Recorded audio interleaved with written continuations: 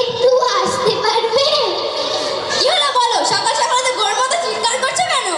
আমার না সকাল থেকে খুব মাথাটা ধরেছে, একটু চা দিতে পারবে মা? বুড়ি চা খাবে? আবার নাকি মাথা ধরেছে? অত খেতে ইচ্ছে করলে আপনি যে বানিয়ে খেতে পারিস না? আল্লাহ, তুমি আমাকে এমন বৌমা দিলে। বুড়ি মরলে আমার ভালো। এই নাও ধরো তোমার চা। যা পড়ে গেল যে। ইস বুড়ি, তুই চাটা ফেলে দিলি। এই না মরছে গিরি। আসবি না। তুমি জ্বালবো, রাত থেকে আমাকে রক্ষা করো।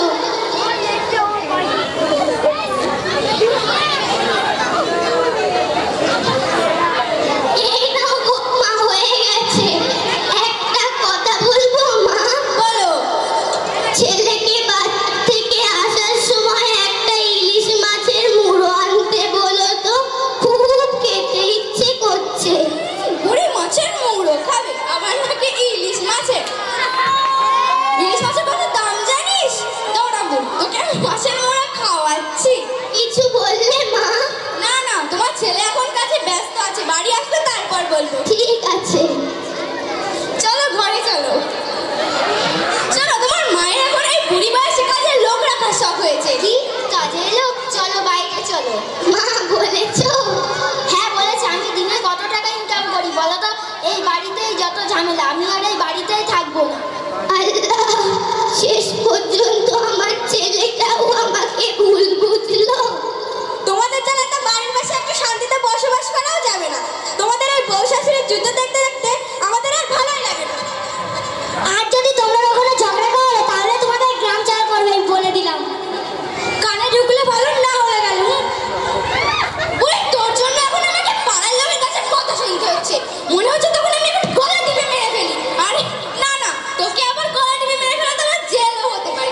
তার থেকে ভালো তোকে যদি কোথাও রেখে আসতে পারতাম, আমার সব সমস্যা দূর হয়ে যেত।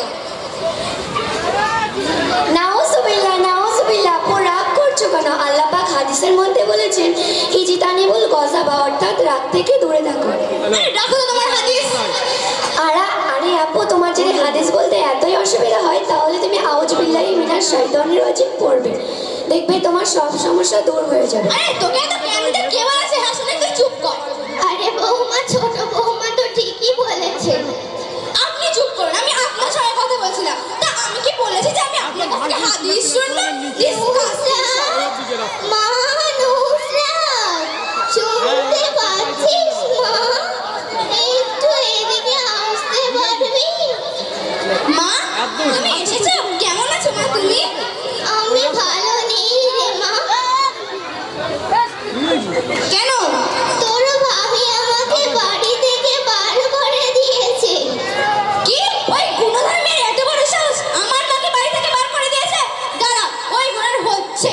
চলো মা, তুমি গিয়ে বসো।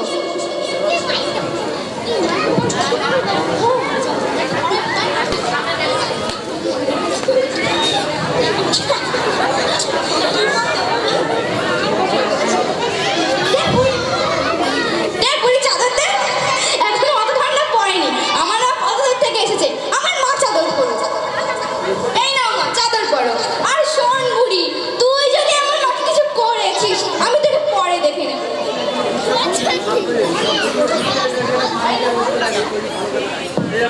ইস, কি গন্ধ!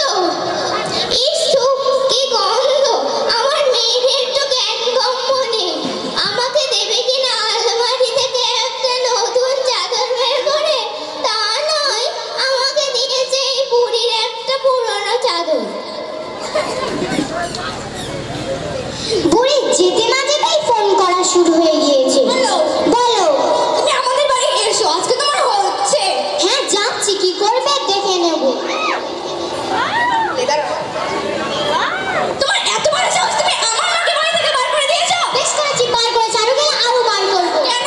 তাহলে শোনো, তোমার মা সকাল হতে না হতেই চা দাও চা দাও করে আমার মাথাটাই খারাপ করে দেয়। তারপরে এটা করো ওটা করো, আমার আর ভালোই লাগে না। একটু কাজ বলতেই পারে।